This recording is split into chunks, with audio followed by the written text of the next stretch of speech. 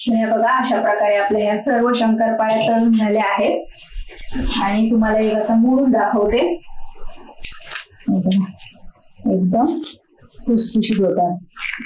आणि एक दुसरं वैशिष्ट्य म्हणजे यामध्ये अजिबात तेल राहत नाही. बघा तुम्हाला अजिबात तेल दिसणार नाही आणि हाताला सुद्धा लागत नाही.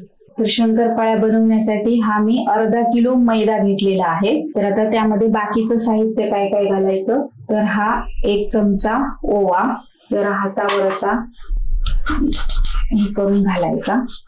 2 चमचे जिरं, 2 चमचे मिरी कुटून घेतलेली आहे, थोडीशी खलबत्त्यामध्ये कुटून घ्यायची. 4 चमचे तीळ आणि हे आहे कलौंजी, ही आहे 2 चमचे.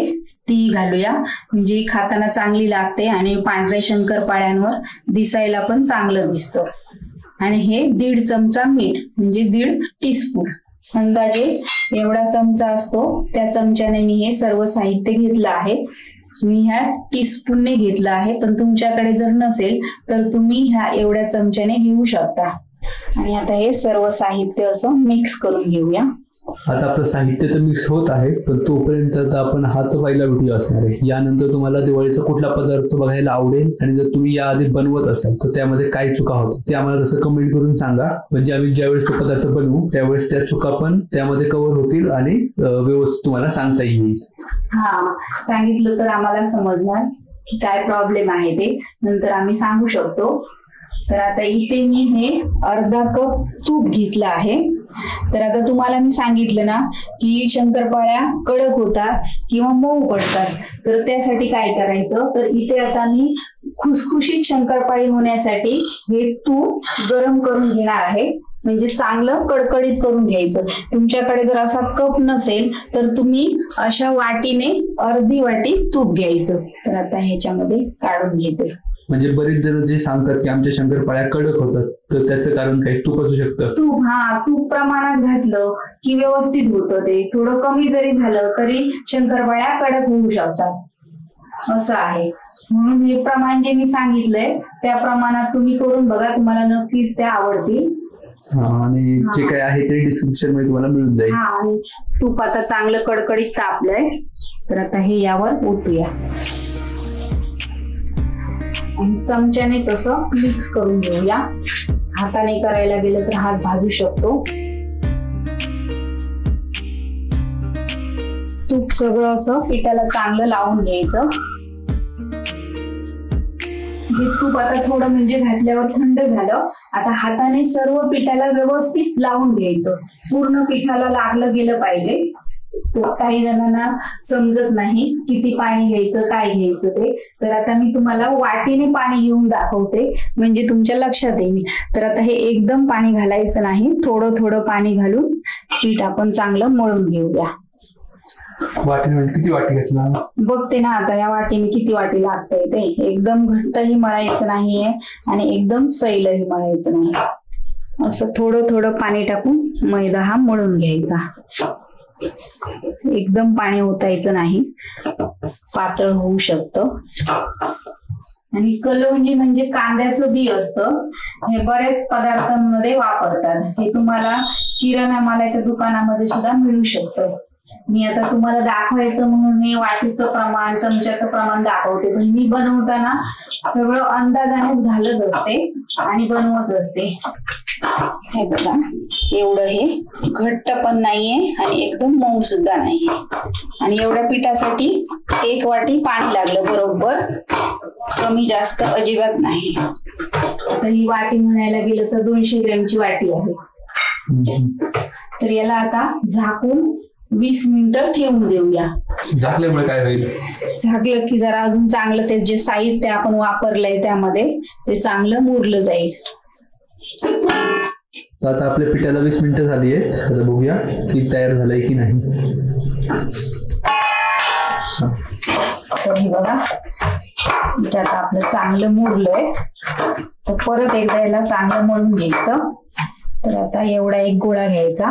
हे बघा चपातीपेक्षा थोडासा मोठा. तर लाटताना चिकटू नये म्हणून मी इथे हे तांदळाचं पीठ घेतलं आहे, कारण तांदळाचं पीठ थोडस खरखरीत असतं म्हणून मी हे तांदळाचं पीठ लावणार आहे, म्हणजे चपाती चांगली सरकते आणि लाटायला सोपं जातं. लाटताना काय करतो, ह्याच्या ज्या गोड शंकरपाळ्या करतो त्या थोड्या जाड असतात, पण ह्या पातळ करायच्या म्हणजे त्या चांगल्या कुरकुरीत होतात. कुरकुरीत म्हणजे खुसखुशीत आणि कुरकुरीत दोन्ही होतात. तर हे बघा, एवढी पातळ चपाती मी लाटून घेतली आहे. एकदम जाडही नाही आणि एकदम पातळही नाही, एवढी चपाती अशी लाटून घ्यायची. आणि आता कट करून घेऊया. काय काय त्या लेअर वाल्या असतात त्या वेगळ्या, त्या गोडवाल्या नाही, अशाच लेअर वाल्या असतात. हा, त्या दुरून करतात. त्या ह्याच्या बनवू शकतात. त्याला हे लावायला लागणार, साठा लावायला लागणार ह्याच्या. हा, काय काय जण ते पीठ उकडूनही बनवतात. अशा प्रकारे आम्ही जरा मोठ्या मोठ्याच करते, लांब लांब. तुम्ही तुमच्या आवडीप्रमाणे करू शकता. आणि ह्या अशा ताटात काढून ठेवायच्या, ह्या काही चिकटत नाही. अशा प्रकारे सर्व आता ह्या शंकरपाळ्या मी लाटून कट करून घेते. या व्यतिरिक्त काही टिप्स आहेत त्याच्यामध्ये?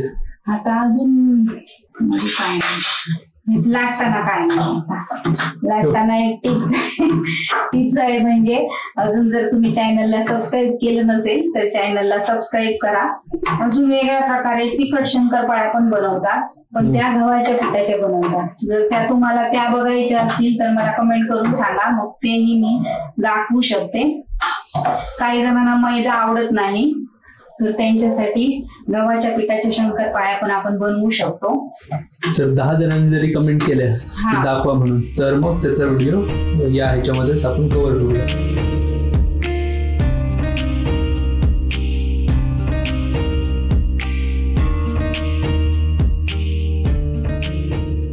तेल चांगलं तापवून घ्यायचं आणि गॅस थोडासा कमी करायचा, म्हणजे मीडियम ठेवायचा. आणि आता त्यामध्ये या सोडूया.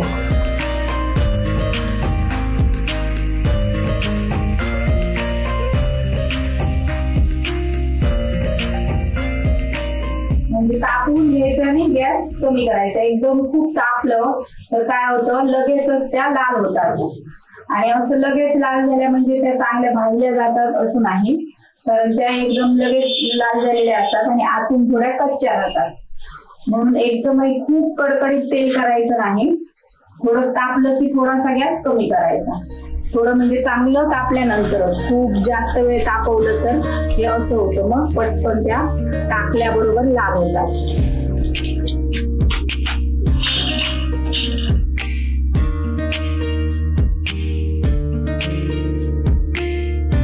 अशा मीडियम गॅसवर भाजून घ्यायच्या, म्हणजे त्या चांगल्या खुसखुशीत होतात आणि बरेच दिवस तशाच राहतात. समजा तुम्ही तेल कडकडीत तापवलं आणि घातल्या त्यामध्ये शंकरपाळ्या आणि लगेचच लाल झाल्या, तुम्हाला वाटत असणार भाजल्या, पण त्या आतून कच्च्या राहतात आणि मग मऊ होऊ शकतात. तर हे एक टीप लक्षात ठेवायची. असं लगेच घातल्याबरोबर काढायच्या नाही, अशा या गुळवून चांगल्या तळून घ्यायच्या. अशा प्रकारे आपण आता या सर्व शंकरपाळ्या तळून घेऊया. बाकी तुम्हाला कोणत्या शंकरपाळ्या आवडतात, गोड की खाऱ्या, ते कमेंट करून सांगा. ही पद्धत आवडली, या टिप्स आवडल्या तर व्हिडिओला लाईक करायला मात्र विसरू नका.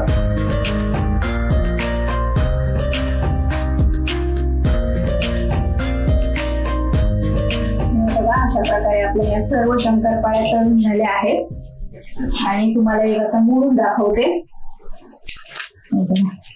एकदम खुसखुशीत होतात.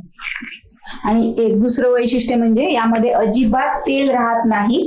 बघा, तुम्हाला अजिबात तेल दिसणार नाही आणि हाताला सुद्धा लागत नाहीये अजिबात. एवढ्या ह्या छान होतात शंकरपाळ्या. टिश्यू पेपर नाही गरज पडली. हा, टिश्यू पेपरची पण गरज नाही. अजिबात तेल राहत नाही यामध्ये. आता जसं सांगितलेलं की जर तुम्हाला यांना कुरकुरीत ठेवायचं असेल जास्तीत जास्त दिवस, कुरकुरीत म्हणजे खुसखुशीत, तर ते कसं ठेवणार? कसं ठेवायचं तर पहिली महत्वाची गोष्ट म्हणजे करून झाल्यावर लगेच डब्यामध्ये अजिबात भरायचं नाही. त्याला चांगलं थंड व्हायला द्यायचं. लगेच जर तुम्ही गरमागरम भरले तर काय होतं ते बाष्प पकडतं आणि मऊ पडतात. हेही महत्वाचं आहे. आणि अजून एक गोष्ट म्हणजे तुम्हाला खूप दिवस जर अशा बनवून ठेवायच्या असतील तर तुम्हाला सांगते मी, अशी प्लॅस्टिकची पिशवी घ्यायची किंवा अशी भरपूर असतील तर अशा पिशवीमध्ये भरायच्या आणि डब्यामध्ये घट्ट झाकण लावून ठेवून द्यायच्या. पॅक करायचं. ह्याला हे बघा पॅक करण्यासाठी असं लॉक आहे, म्हणजे याला हवा अजिबात लागणार नाही. हे बघा. आणि ह्या पिशव्या तुम्हाला दुकानामध्ये बाजारात मिळू शकतात. तर आता छोट्या पिशवीमध्ये तुम्हाला भरून दाखवते, कारण बाकीच्या माझ्या गार व्हायच्या आहेत अजून. नंतर थंड झाल्यानंतर मी भरून ठेवणार आहे. तर ह्या गार झालेल्या आहेत. किती महिनाभर राहू शकतात अगदी. डब्यामध्ये नुसत्या ठेवल्या तर काय होतं, लहान मुलं जर असतील तर येऊन उघडून खात राहतात आणि डब्याचं झाकण नाही लागलं आणि थोडासा जरी उघडा राहिला हवा लागली की ते नरम पडतात. म्हणून शक्यतो प्रत्येक फराळाचा पदार्थ प्लॅस्टिकच्या पिशवीमध्येच भरून ठेवायचा. अजिबात नरम होत नाही, जशाच तसा कुरकुरीत राहतो. हे बघा असं भरून पॅक करून ठेवायचं. अगदी खूप दिवसापर्यंत असंच राहतो. आमच्याकडे आता हे राहणार नाही, 2 दिवसामध्ये संपून जाईल. तो प्रॉब्लेम वेगळा आहे. मला दिवाळीला परत ह्या शंकरपाळ्या बनवायलाच लागणार आहेत. आणि अशाच जर मुलांना खायला द्यायच्या असतील तर सॉस बरोबर दिल्या तरीही चांगल्या लागतात आणि मुलांना नक्कीच आवडतील. अगदी म्हातारी माणसंही खाऊ शकतात, एवढ्या ह्या शंकरपाळ्या छान होतात. तर त्यासाठी ही मी अर्धी वाटी उडीद डाळ घेतली आहे आणि ही उडीद डाळ मी भाजून भिजत घातली आहे. हे बघा, ही भाजली आहे आणि भिजत घातली आहे 1 तासभर. तर आता हिला मिक्सरला बारीक करून घेऊया.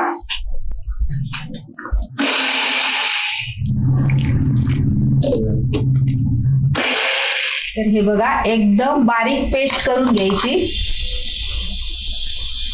तर इथे मी भाजलेली चण्याची डाळ घेतली आहे, तर ती आधी मिक्सरला लावून घेऊया. तर ही 1 वाटी डाळ घेतली आहे. तर आता हे दोन्ही साहित्य मिक्सरला बारीक वाटून झालं आहे. तर आता मी तुम्हाला सांगते, हे तांदळाचं पीठ घेतलं आहे. हे मी मोजून या वाटीने 5 वाट्या घेतलं, म्हणजे अर्धा किलो आहे. ग्रॅम मध्ये सांगायचं झालं तर चण्याची डाळ 100 ग्रॅम आहे आणि उडीद डाळ 50 ग्रॅम आहे.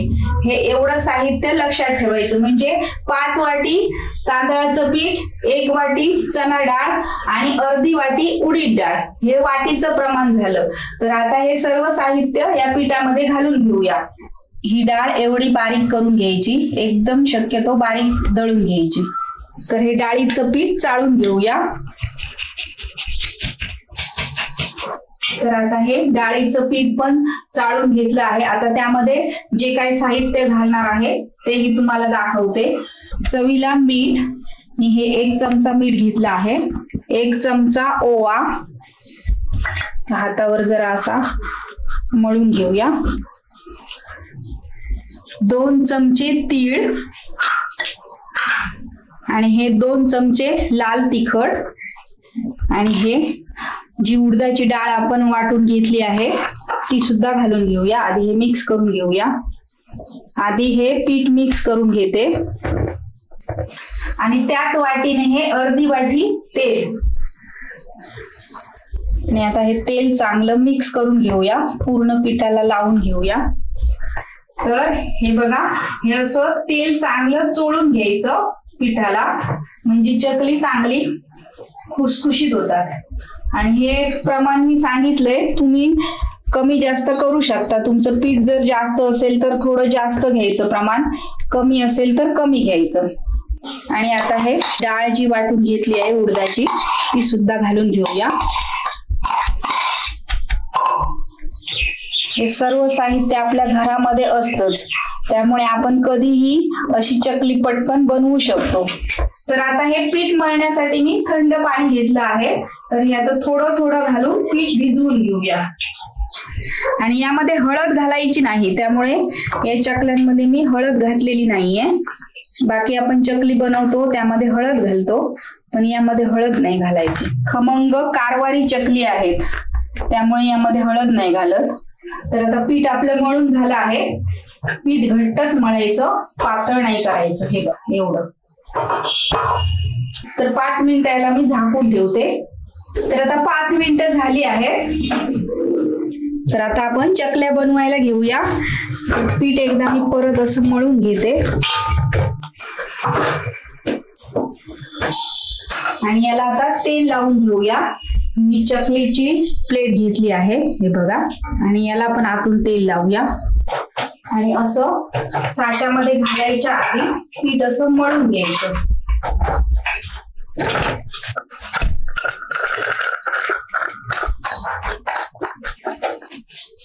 आणि इकडे मी तेल तापत ठेवलंय. चकल्यांसाठी तेल गरम करून घ्यायचं आणि गॅस स्लो करायचा. तर आता आपण चकल्या पाडायला घेऊया.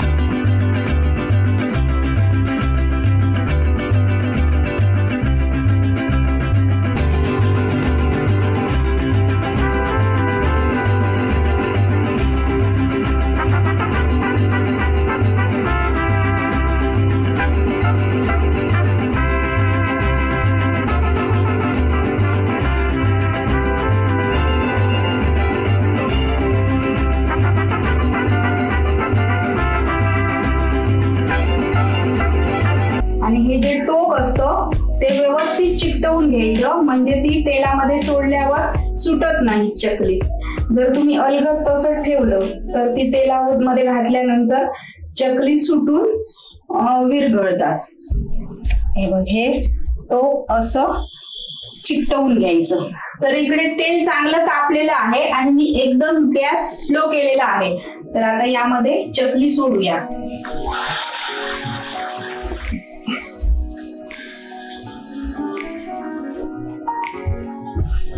आता हे ना पलटवून घेऊया.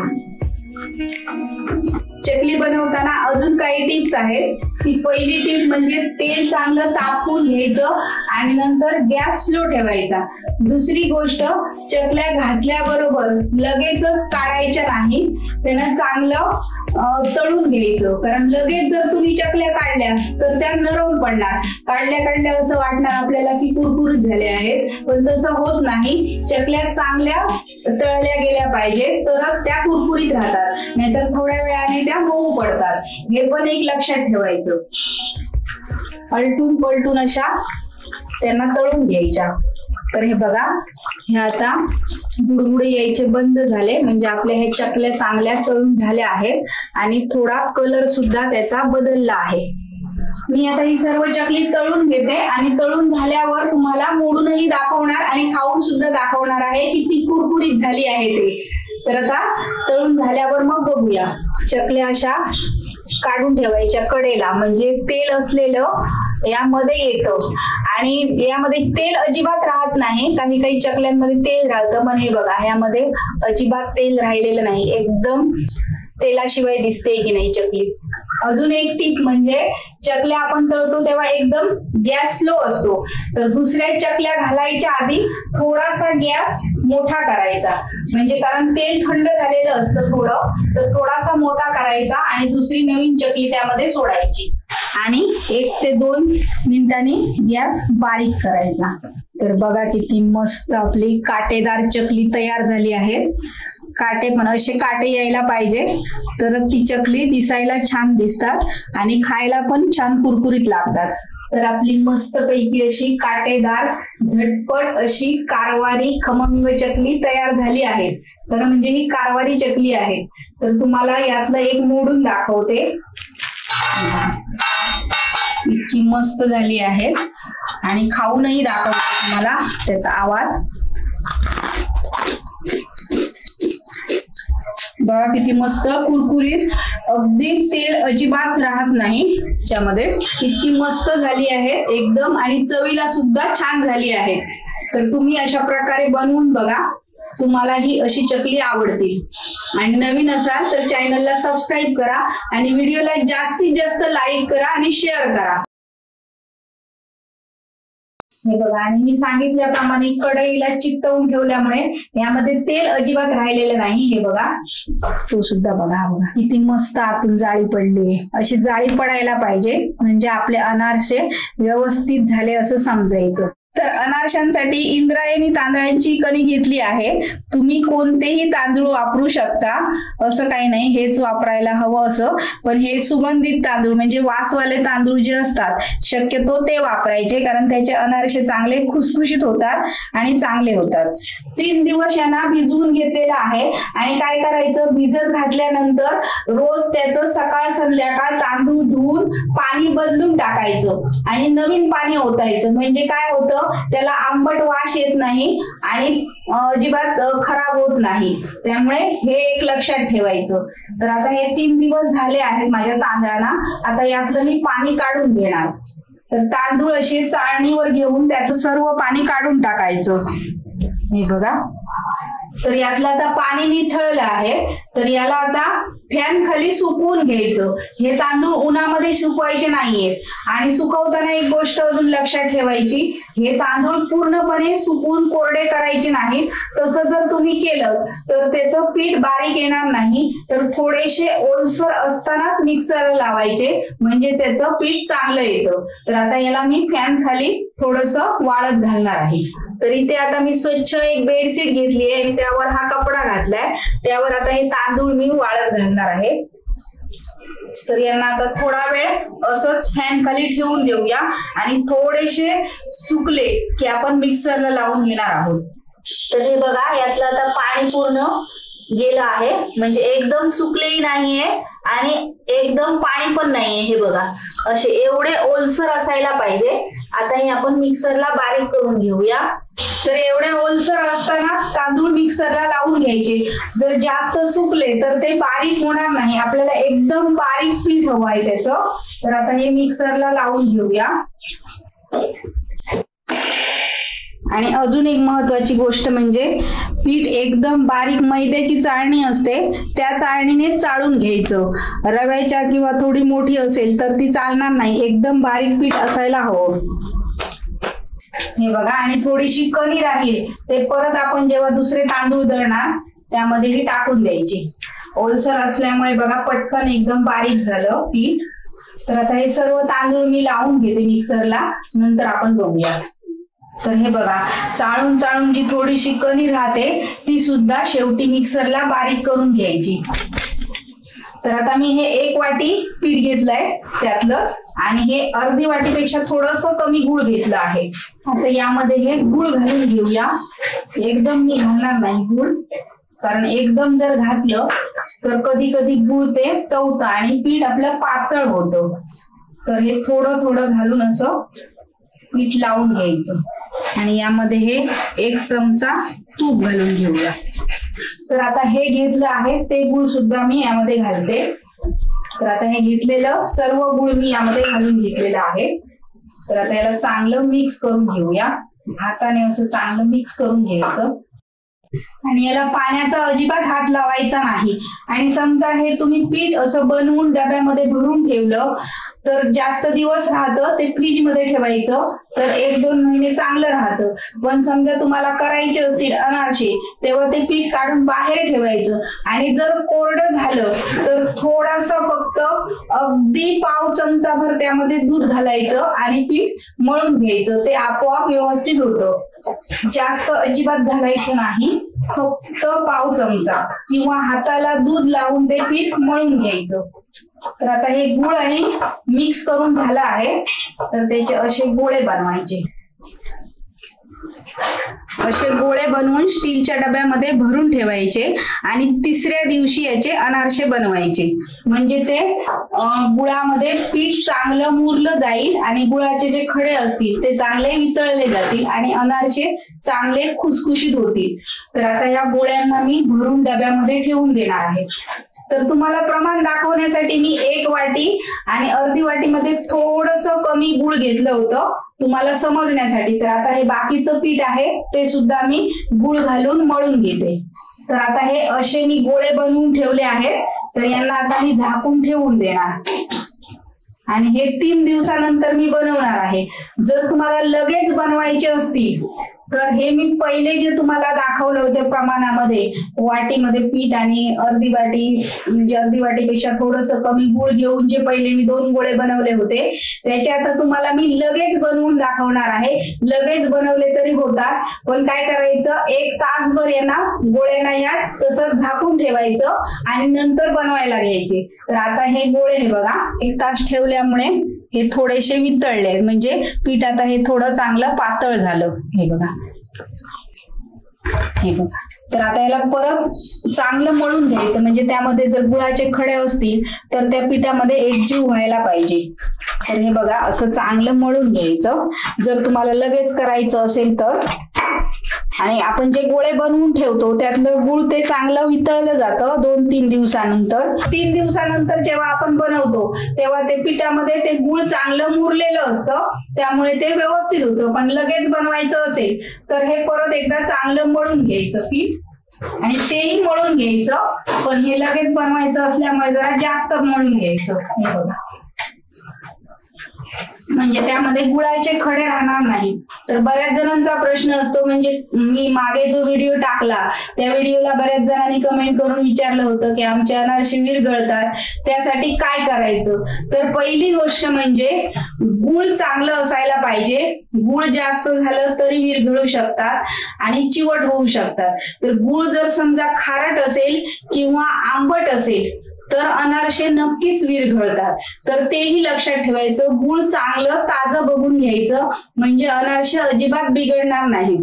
तर आता आपलं हे पीठ असं मळून झालेलं आहे. तर आता एवढा गोळा घ्यायचा आणि ते मी प्लॅस्टिकची तेलाची पिशवी कट करून घेतली आहे त्यावर आता मी थापणार आहे. तर असा गोळा घेऊन या खसखसावर असा ठेवायचा आणि याला असं थापून घ्यायचं. जितका पातळ थापाल तेवढी त्याला जाळी जास्त पडते. तर आता तळताना काय काळजी घ्यायची तर तळताना भरपूर तेल घालायचं नाही. भरपूर जर तेल घातलं आणि तुमचे अनारसे विरघळले तर ते तेल खराब होऊ शकतं. तर त्याच्यामध्ये थोडंसंच तेल घालायचं आणि एक अनारसा तळून काढू एवढंच असायला पाहिजे तेल म्हणजे आपण त्यामध्ये व्यवस्थित असं तळून घेऊ शकतो. त्यासाठी मी ही आता पसरट कढई घेतली आहे. तर तुम्हाला आता मी दाखवते. तर आता तेलामध्ये तुम्हाला दाखवते तेल तापलंय की नाही ते. छोटासा गोळा टाकून बघायचा तेल तापलं आहे की नाही ते. तेल तापलंय तर आता त्यामध्ये आपण हा अनारसा घालून घेऊया. अनारसा टाकताना खसखसाची बाजू वरती असायला पाहिजे आणि जी कागदावर असते बाजू ती खाली असायला पाहिजे. अशा प्रकारे कढईमध्ये अनारसा सोडून द्यायचा. बघा किती जाळी मस्त पडते त्याला. अशी जाळी पडली पाहिजे. लगेच केला तरी होतात. 1 तास पीठ ठेवून द्यायचं आणि नंतर करायला घ्यायचं जर तुम्हाला घाई असेल तर. नाहीतर 2-3 दिवसानंतर बनवले अनारसे तरी चालतं. यावर असं तेल टाकत राहायचं म्हणजे त्याला अजून जाळी पडते. तेल घेताना एवढंच तेल घ्यायचं म्हणजे अनारशाला जाळी चांगली पडते आणि त्यावर असं तेल मारत राहायचं म्हणजे वरूनही छान जाळी येते. आणि गॅस स्लो ठेवायचा. गॅस अजिबात मोठा करायचा नाही कारण त्यामध्ये गुळ असतं आणि गुळ असल्यामुळे जास्त जर मोठा गॅस ठेवला तर ते अनारसे करपू शकतात. तर आपला आता अनारसा हा तळून झाला आहे.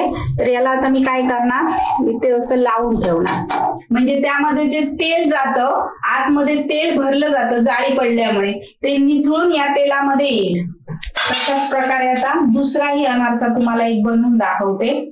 जाड हवा असेल तर तुम्ही जाडही बनवू शकता. जाड अनारसे खुसखुशीत होतात आणि पातळ अनारसे कुरकुरीत होतात. तर आता हा अनारसा मी थोडासा जाड ठेवते.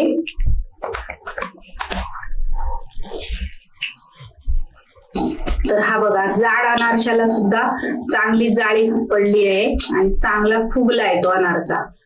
काही जणांना पातळ आवडतात, काही जणांना जाड आवडतात. जाड जरा खुसखुशीत लागतात आणि पातळ जर थापले तर ते कुरकुरीत होतात. तर हा बघा किती फुगला आहे बघा. आणि असं त्याला तेल मारत राहायचं. असे चांगले फुगले पाहिजे आणि त्याला जाळी पडली पाहिजे की तुमचे अनारसे झालेच म्हणून समजा. आता एवढं मी तुम्हाला सांगितलंय, त्यामुळे तुम्ही पहिल्यांदा जरी अनारसे बनवायला गेलात तरी तुमचे अनारसे बिघडणार नाही. तर हा अनारसा असा तव्याला असा लावून ठेवायचा, म्हणजे जास्त काय अतिरिक्त तेल असेल तर ते तव्यामध्ये. तर हा सुद्धा आपला अनारसा चांगला तळला गेला आहे, त्यालाही असं लावून घेऊया. तर अनारसे आता मी तळून घेते, अजून व्हिडिओ संपलेला नाहीये. अनारसे कसे ठेवायचे तेही तुम्हाला सांगणार आहे. तर माझ्या या सर्व टिप्स तुम्हाला कशा वाटल्या? जर तुम्हाला या टिप्स माझ्या उपयोगी वाटल्या असतील तर व्हिडिओला जास्तीत जास्त लाईक करा आणि शेअर करा आणि चॅनलला सबस्क्राईब करा, म्हणजे तुम्हाला अशाच अजून काही टिप्स असतील तर मी त्या पुढच्या व्हिडिओमध्ये सांगेन. तर आता हे सर्व अनारसे तळून झाले आहेत हे बघा. आणि मी सांगितल्याप्रमाणे कढईला चिकटवून ठेवल्यामुळे यामध्ये तेल अजिबात राहिलेलं नाही. हे बघा, जर तुम्हाला वाटत असेल तेल राहिलं तर असा टिश्यू पेपर घ्यायचा आणि त्यावर असे हे ठेवून द्यायचे, म्हणजे जास्त कुठे जर तेल असेल त्यामध्ये तर यात निथळून जाईल हे आणि एकदम अजिबात तेलकट होणार नाही. अनारसे एकदम छान राहतील. तर आता तुम्हाला एक मी तोडून दाखवते, एक म्हणजे दोन्ही दाखवते. हा आता पातळ केलाय तो बघा, हा बघा, आणि आतून पण त्याला जाळी पडली आहे हे बघा. आणि दुसरा जाडवाला सुद्धा दाखवते, तो सुद्धा बघा. हा बघा किती मस्त आतून जाळी पडली. अशी जाळी पडायला पाहिजे म्हणजे आपले अनारसे व्यवस्थित झाले असं समजायचं. टिश्यू पेपरवर ठेवायचे आणि अर्ध्या एक तासाने मग डब्यामध्ये भरून ठेवायचे. डब्यामध्ये ठेवताना सुद्धा खाली टिश्यू पेपर घालायचा, म्हणजे अजून जर त्यामध्ये तेल राहिलेलं असेल तर ते टिश्यू पेपर मध्ये जाऊन राहील आणि आपले अनारसे एकदम सुटसुटीत होतील. तर हे बघा मस्तपैकी आपले बेसनचे रवाळ खसखशीत लाडू तयार झाले आहेत. तर तुम्हाला एक मी मोडून दाखवते, किती दाणेदार दिसत आहेत लाडू. तर हे बघा आपलं मिश्रण कसं रवाळ झालं आहे ते, हे बघा. तर हे चण्याच्या डाळीचं मी पीठ बनवून घेतलं आहे. त्यासाठी चण्याची डाळ भाजून घेतली आहे. हे बघा, चण्याची डाळ मंद गॅसवर अशी छान भाजून घ्यायची आणि ते मिक्सरला बारीक करायचं. आता मिक्सरला बारीक करायचं म्हटलं तर ते एकदम बारीक करायचं नाही. हे बघा पीठ माझं एकदम रवाळ आहे, म्हणजे आपला बारीक रवा असतो तेवढं बारीक करून घ्यायचं.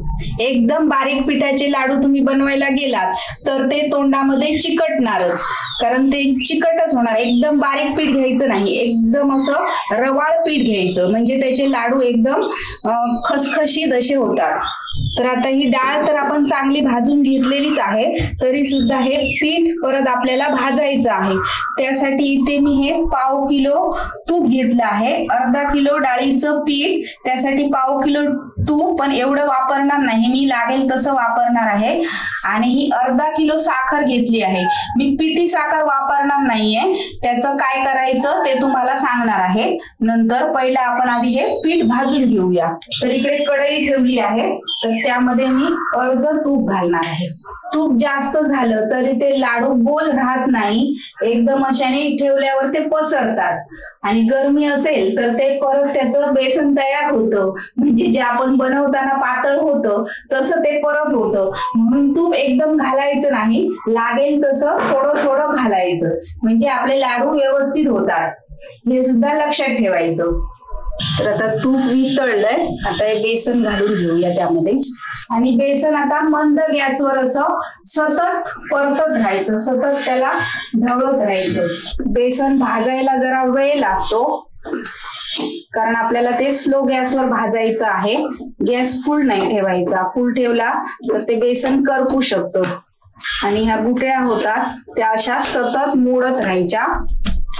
दरवेळी मी काय करायची, गिरणीवरून दळून आणायची डाळ.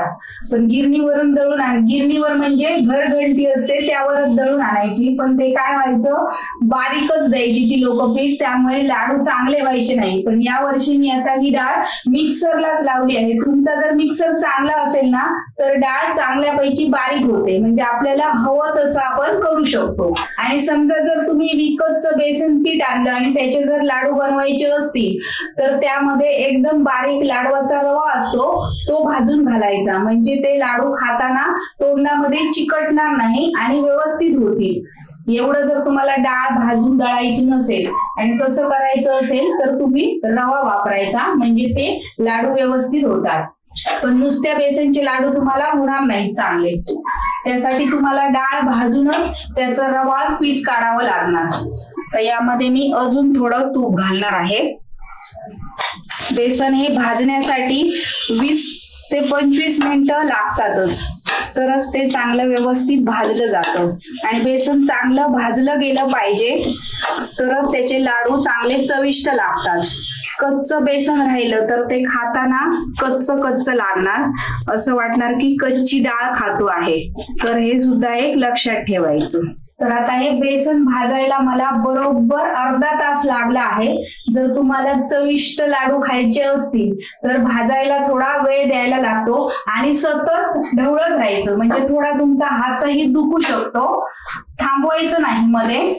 आणि हे बघा असं भाजत आलं की त्याचा कलर बदलतो आणि अशी चमक येते. हे बघा तूप चांगलं चमकायला लागतं, म्हणजे समजायचं आपलं बेसन भाजलंय.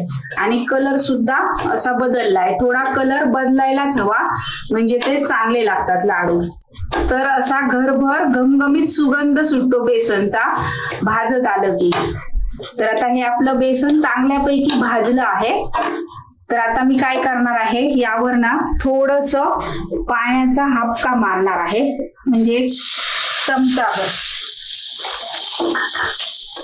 म्हणजे लाडू आपले चांगले दाणेदार होतात. हे बघा पाणी मारल्यामुळे बेसन फुलतं.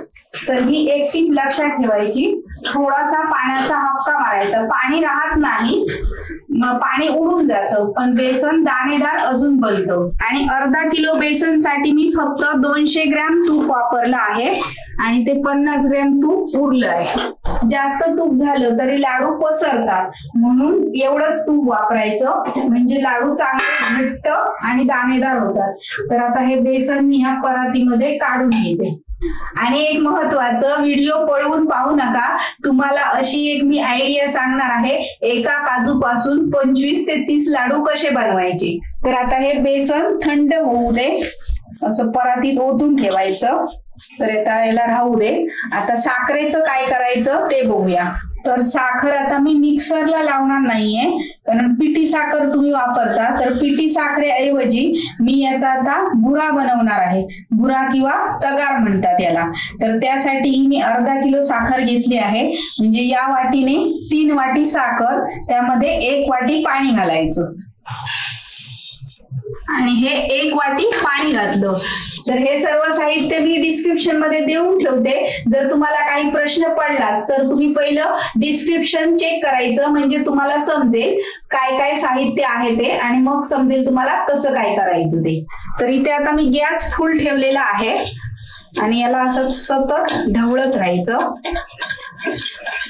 आणि जर तुम्ही साखर आणली आणि ती जर थोडीशी काळपट असेल, म्हणजे थोडी साखर असते तशी, काय काय एकदम पांढरी शुभ्र असते आणि काय काय थोडीशी काळपट असते, जर तशी असली साखर तर असं बनवताना त्यामध्ये 2 चमचे दूध घालायचं आणि जो वरती फेस येतो तो काढून टाकायचा, म्हणजे आपली साखर पांढरी शुभ्र होईल. माझी साखर पांढरी शुभ्र आहे, त्यामुळे मी यामध्ये काही दूध बीत घालणार नाहीये. जर तुमची तशी थोडीशी मळकट असेल तर तुम्ही त्यामध्ये दूध घालू शकता. आणि वर जो फेस येतो तो काढून टाकायचा, म्हणजे पांढरी शुभ्र साखर तयार होईल. तर हे आता मी फुल गॅसवर सतत ढवळत राहणार आहे. हे बघा, बरेच जण पिठी साखर वापरतात, बरेच जण म्हणजे पहिल्यापासून पिठी साखरच वापरतात. पण पिठी साखरेऐवजी अशी जर तुम्ही तगार बनवून वापरली ना तर लाडू चांगले खसखशीत होतात आणि खाताना चांगले लागतात. चविष्टही लागतात आणि तोंडामध्ये चिकटत नाही। तर आता 5 मिनिटं झाली आहेत आणि हे बघा आपला पाक होत आला आहे, होत म्हणजे अर्धा पाक झाला आहे। तर आता यामध्ये मी 2 चमचे तूप घालून घेते आणि आता हे सतत असं ढवळत राहायचं। तूप घातल्यामुळे जी तगार असते ती अशी मोकळी मोकळी होते, म्हणून त्यामध्ये तूप घालायचं। तर आता आपला हा पाक तयार झाला। आता आपण गॅस बंद करून घेऊया आणि याला आता सतत ढवळत राहायचं आणि आता गॅसवरून खाली उतरलं आणि याला असं सतत ढवळत राहायचं। हे बघा, ही आपोआप आपली साखर तयार होते, थांबवायचं नाही, सतत असं ढवळत राहायचं आणि गठ्ठे होऊ द्यायचे नाही। हे बघा माझे तरी झालेच आहे, तर आता याला फोडून घेणार मी। तर आता ही मी रव्याच्या चाळणीने चाळून घेणार आहे। हे आता मी एका साईडला काढून घेते। असं चिकटलं तर परत थोडं गॅसवर गरम करून घ्यायचं, म्हणजे ते आपोआप निघतं। तर आता हे बनवताना माझा जरा पाक जास्तच घट्ट झाला, एवढा घट्ट करायचा नाही, थोडासा पातळ असताना गॅस बंद करून त्याला ढवळत राहायचं, म्हणजे ते व्यवस्थित होतं। माझा जरा घट्ट झाला त्यामुळे ह्याच्यामध्ये खडे झाले। तर आता हे चाळून घेऊया आणि जर असं झालंच ना तर हे आता खडे मिक्सरला लावून घ्यायचे। तर हे बघा मिक्सरला लावलं की हे व्यवस्थित होऊन जातं। तर आता ह्याला परत चाळून घेऊया। खरं म्हणजे हे मिक्सरला लावायची गरजच नसते, पण माझा पाक घट्ट झाल्यामुळे त्याचे खूप खडे झाले, म्हणून हे मी मिक्सरला लावते आहे। थोडासा कच्चा ठेवला पाक तर अजिबात त्याच्यामध्ये खडे होत नाही, व्यवस्थित होतं ते। पण हे थोडंसं माझं वाढीव काम झालं आहे। तर तुम्ही करताना लक्षात ठेवा, जर तुम्हाला हे कठीण वाटलं तर तुम्ही पिठी साखर वापरली तरी चालेल, पण अशा प्रकारे बनवून पहा, छान होतात लाडू। तर इथे मी हे मगच घेतले आहेत, तर त्यांना आता भाजून घेऊया। मी आता यामध्ये दुसरं काय घालणार नाही, हेच घालणार आहे। तुम्ही काजू बदाम घालू शकता। तर यांना चांगलं भाजून घेऊया। तर याचा भाजल्यानंतर हे बघा भाजताना आवाज येतोय, म्हणजे आता भाजत आले आणि हे फुगीर होतात, म्हणजे चांगल्यापैकी आता हे भाजले। तर गॅस बंद करून घेऊया। बेसन पूर्ण थंड झालं आहे, हे बघा पूर्ण थंड व्हायला पाहिजे। गरम गरम बेसन मध्ये साखर किंवा आपण काय घालणार बुरा तो घालायचा नाही, थंड झाल्यावरच घालायचा। तर आता त्यामध्ये हे जे मगज भाजून घेतले आहेत ते घालून घेऊया। ही वेलची आणि जायफळची पूड आहे आणि त्यामध्ये वाटताना थोडीशी साखर घातली आहे, तर तीही यामध्ये टाकून घेऊया। जायफळचा मी पाव तुकडा घेतला होता आणि 7-8 वेलची। जायफळमुळे एक छान सुगंध येतो आणि चव सुद्धा छान लागते आणि पचायला सुद्धा लाडू हलके होतात। तर आता यामध्ये सर्व घालून झालं आहे। आता यामध्ये साखर घालून घेऊया। तर आता मी एकदम ही साखर घालणार नाही, थोडी थोडी साखर घालणार आहे। साखर म्हणजे जो मी बुरा बनवून घेतला आहे तो। साखरेचा बुरा तुम्हाला विकतही मिळू शकतो, पण कुठे कुठे मिळत नाही, तर त्यापेक्षा घरी बनवला तर बरं आणि स्वस्त सुद्धा पडतो। विकत घ्यायला गेला तर थोडा महाग आहे। तुम्हाला यामध्ये काजू बदाम घालायचे असतील तर थोडेसे गरम करायचे आणि थोडे बारीक करून घ्यायचे आणि यामध्ये टाकायचे। माझी आयडिया अजून बाकी आहे, तर तुम्ही आता बघा काय मी आयडिया दाखवते। जो आपण बुरा बनवून घेतला आहे त्यामधला थोडासा बाजूला ठेवायचा आणि बाकीचा घालायचा आणि मिक्स करून थोडं खाऊन बघायचं। तुम्हाला जर जास्त गोड आवडत असेल तर जो ठेवलेला बुरा असतो तो घालायचा आणि कमी गोड खायचं असेल तर तेवढा बरोबर होतो। तर आता मी हा जो बाजूला ठेवला आहे तोही त्यामध्ये घालून घेणार, म्हणजे सगळा मिळून मी अर्धा किलोचा बुरा बनवला होता, त्यामधला मी 300 ग्रॅम आता इथे घेतला आहे। तर हा सर्वच मी यामध्ये घालणार आहे, म्हणजे अर्धा किलो पिठासाठी 300 ग्रॅम बुरा मी वापरला आहे। तर आता हा मिक्स करून घेऊया। तर हे बघा आपलं मिश्रण कसं रवाळ झालं आहे ते, हे बघा। आणि असे लाडू खाताना आपल्याला अजिबात कंटाळा वाटणार नाही किंवा तोंडामध्ये चिकटणार पण नाही, एकदम छान खसखशीत रवा लाडू होतात। तर लाडू वळायला घेऊया आणि मी लाडूला लावण्यासाठी ह्या मनुका घेतले आहेत, ती मी एक लावणार आहे। तुम्ही काजूगर सुद्धा लावू शकता, तर मी आता तुम्हाला काजूगर लावून दाखवते। तर हा बघा मी याला काजूगर सुद्धा लावून लाडू बनवून घेतला आहे. तर आता मी तुम्हाला मगाशी सांगितलं होतं, तर एका काजूपासून 25-30 लाडू बनवून दाखवणार आहे. तर ती काय आयडिया आहे ती सांगते तुम्हाला. असं हे लावून घ्यायचं आणि लाडू बनवून घ्यायचा आणि तो काजू असा काढून घ्यायचा आणि असा लाडू ठेवायचा. म्हणजे काय होईल, तुम्ही जेव्हा पाहुण्याने लाडू द्याल तेव्हा पाहुण्या म्हणतील, बघितल्यावर म्हणणार, अरे काजू लावला होता पण पडला. असं तुम्ही प्रत्येक लाडूला काजू लावून बनवू शकता. पण मी हा जोक सांगितला आहे कारण हा जोक मी हवाई उद्यामध्ये ऐकला होता. पण तुम्ही खरोखर तसं करू नका. पण मी आपलं एक सांगितलं तुम्हाला, कारण बरेच वेळे जे आपण काजूगर लावतो किंवा ह्या मनुका लावतो त्या पडतातच, त्या खाली डब्याच्या तळाला जाऊन राहतात, चिकटल्या नाही तर, म्हणून मी सांगितलं. तर आता बाकीचे लाडू वळून घेऊया. तुम्हाला ही आयडिया कशी वाटली ते मला कमेंट करून सांगा. तर मी आता ही मनुका जी लावणार आहे ती सुद्धा आपण लाडू थोडासा दाबून घेतल्यावर अशी चिकटवून घ्यायची, म्हणजे ती चांगली व्यवस्थित घट्ट बसेल. हे बघा, जर अलगद तुम्ही वरती लावली लाडू वळून झाल्यानंतर तर ती चिकटत नाही आणि आतमध्ये घट्ट बसत नाही. तर थोडासा लाडू दाबून घेतल्यावरती मनुका लावून अशी दाबून घ्यायचं, म्हणजे ती व्यवस्थित बसेल आणि ती निघून पडणार नाही. जर तुम्ही पहिल्यांदाच लाडू बनवत असाल तर वळायचे कसे ते दाखवते. तर आपल्याला जेवढा लाडू बनवायचा आहे तेवढं मिश्रण घ्यायचं हातामध्ये. दाबून घेतल्यावर आपल्याला मनुका किंवा काजू किंवा काय लावायचं असेल, बदाम बिदाम, ते असं लावून घ्यायचं. हे बघा असं, आणि नंतर हे असं आवळून आवळून गोल बनवत जायचं. हे बघा, ही खालची बोट अशी घ्यायची आणि हे वरची हे अंगठा आणि हे पहिलं बोट असं धरून दाबायचं, म्हणजे आपला लाडू पटकन गोल सुद्धा होतो आणि घट्टही होतो. हे बघा, हा बघा किती घट्ट झाला आहे आणि व्यवस्थित झाला आहे. तर आता मी पुन्हा एकदा तुम्हाला काय महत्वाच्या टिप्स आहेत त्या सांगते बेसनच्या लाडवांसाठी. तर मी इथे अर्धा किलो बेसन घेतलं आहे, त्याच्यासाठी 300 ग्रॅम साखरेचा बुरा घेतला आणि 200 ग्रॅम तूप घेतलं आहे.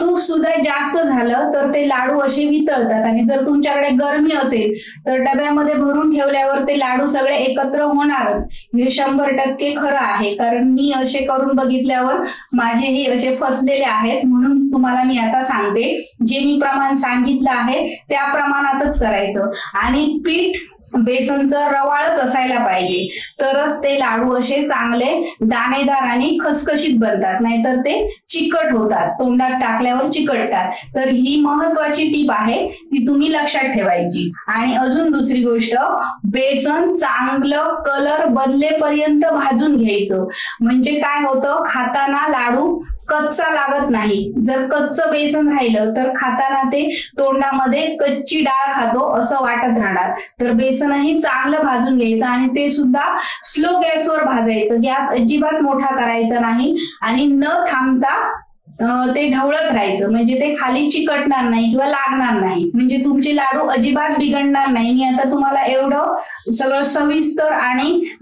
एकदम छोट्या छोट्या गोष्टी सांगितल्या आहेत, त्या तुम्ही जर लक्षात ठेवल्या तर तुमचे लाडू अजिबात खराब होणार नाही आणि बिघडणार सुद्धा नाही.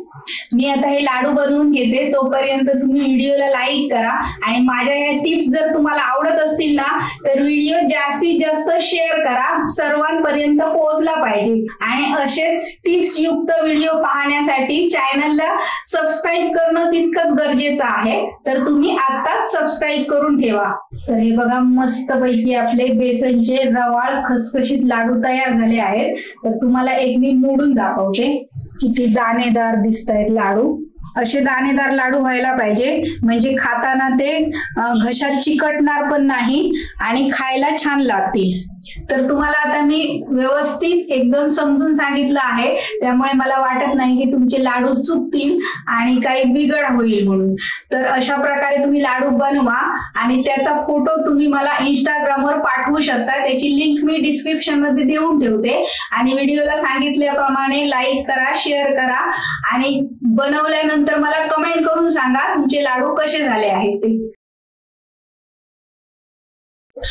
आणि बघा किती लेअर पण छान पडले आहेत आणि कशा मस्त झाले आहेत. तुम्हाला आता एक मोडून दाखवते. बघा एकदम खुसखुशीत झाले आहे. तर आता मी एकाच मापाच्या वाटीने 1 वाटी साखर, 1 वाटी दूध आणि पाऊण वाटी तूप घेतलं आहे. तर हे सर्व साहित्य आता आपण गरम करून घेणार आहोत. साखर, दूध आणि हे मी तूप घेतलं आहे. हे साजूक तूप आहे. तुम्ही त्याऐवजी वनस्पती तूप वापरलं तरीही चालेल. शक्यतो तूपच वापरा, त्याने शंकरपाळ्या चांगल्या लागतात. आणि दुधाऐवजी तुम्ही पाणीही वापरू शकता, पण दुधाने शंकरपाळ्या छान चविष्ट लागतात, म्हणून मी दूध वापरते. तुम्ही एकदा अशा प्रकारे बनवून बघा. तर आता हे मिश्रण मी उकळवून घेतलं. साखर विरघळेपर्यंत याला गरम करून घ्यायचं. तर आता मी गॅस बंद केला. आता आपण हे गार झाल्यावर पाहूया. तर आता हे मिश्रण कोमट झालं आहे. कोमट असतानाच पिठामध्ये घालून पीठ मळून घ्यायचं. तर इथे मी आता अर्धा किलो मैदा घेतला आहे. तर त्यातला मी थोडासा मैदा बाजूला करून ठेवला आहे. आता मी हे मिश्रण घालून थोडं थोडं करून हे पीठ घट्ट भिजवून घ्यायचं आहे. आणि पिठामध्ये मी थोडंसं मीठ घालणार आहे. तर आता हे मिश्रण यामध्ये ओतून घेऊया. आणि हे मिश्रण तयार करताना दूध गरम करून थंड केलेलंच घ्यावं, नाहीतर गरम दूध जर घातलं तर ते दूध फाटू शकतं. हेही एक लक्षात ठेवायचं. आता हे सर्व पीठ घेते मी. ह्या मिश्रणामध्ये जेवढं पीठ मावेल तेवढं पीठ घ्यायचं. तर हे बघा, एवढं घट्ट मळून घ्यायचं पीठ. शक्यतो शंकरपाळीचं पीठ घट्टच मळायचं, म्हणजे शंकरपाळ्या व्यवस्थित होतात. आता हे माझं मळून झालं आहे. आता याला आपण अर्धा तास झाकून ठेवून देऊया आणि अर्ध्या तासानंतर शंकरपाळ्या बनवायला घेऊया. तर आपला अर्धा तास झाला आहे. आता उघडून बघूया. तर हे बघा, पीठ आपलं असं झालंय. हे बघा, घट्ट झालं आहे. तर परत एकदा मळून घ्यायचं याला. तर आता शंकरपाळ्या बनवायला घेऊया. आता याला लाटून घेऊया. एकदम जाडही नाही आणि एकदम पातळही नाही, एवढ्या आकारामध्ये लाटून घ्यायचं. आणि आता याला आपण कट करून घेऊया.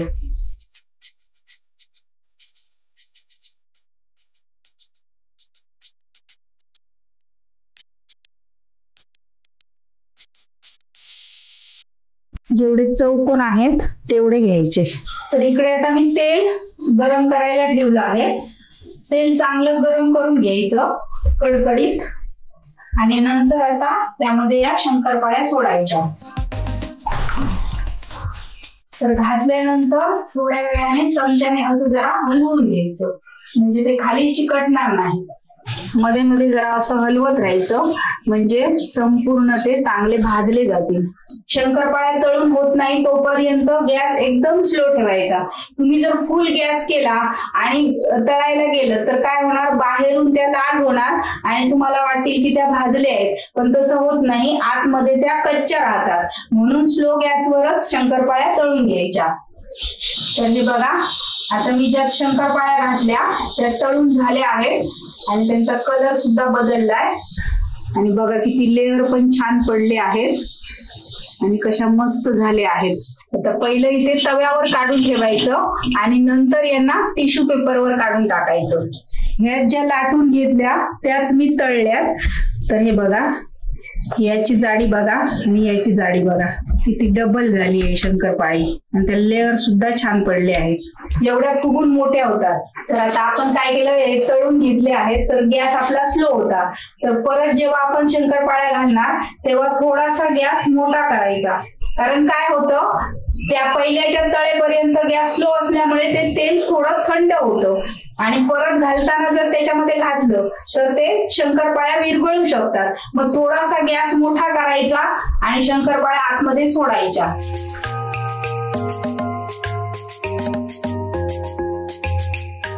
आणि आता गॅस कमी करून घेऊया.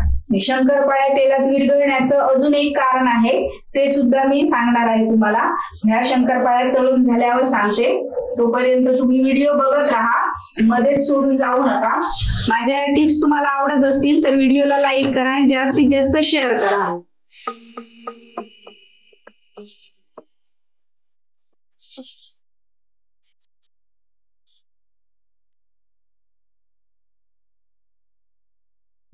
गोष्ट म्हणजे मी जे सांगितलंय प्रमाण, त्या प्रमाणातच तूप घ्यायचं. जर जास्त तूप झालं तर शंकरपाळ्या जास्त तेल ओढून घेतात आणि ते असं तेलकट होतात, मग ते खाताना कंटाळवाणं होतं. तर मी जे आता दाखवलंय त्याचप्रमाणे तुम्ही प्रमाण घ्यायचं, म्हणजे अजिबात त्या शंकरपाळ्यांमध्ये तेल राहत नाही, एकदम छान होतात. दुसरी गोष्ट म्हणजे तेल आपण जे घेतो ते घेतानाच पहिलं भरपूर तेल घ्यायचं. जर कमी तेल झालं आणि त्यामध्ये जर तुम्ही भरपूर शंकरपाळ्या घातल्या तर त्या विरघळणार. तर एकदम भरपूरही घालायच्या नाही, थोड्या थोड्याच घालून तळून घ्यायच्या. हे पण एक लक्षात ठेवायचं.